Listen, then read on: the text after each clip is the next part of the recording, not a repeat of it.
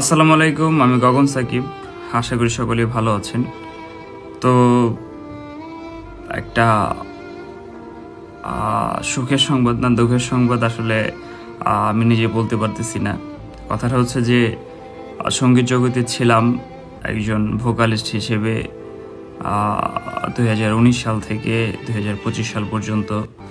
তো অনেকগুলো গান আসলে এখনও রয়ে গেছে, অনেকগুলো কোম্পানির কাছে যেগুলো এখন রিলিজ হয়নি। তো সেগুলো রিলিজ হবে ইনশাল্লাহ। আর কোনো নতুন গান আসবে না। এরপর সঙ্গীত জগৎকে বিদায় জানালাম যে কোনো একটা কারণে। কারণটা যদি প্রয়োজন বোধ করি কোনো না কোনো দিন আমি শেয়ার করবো ইনশাল্লাহ। তো আমার খুব খারাপ লাগতেছে। বিদায় সঙ্গীত জগৎ, বিদায়।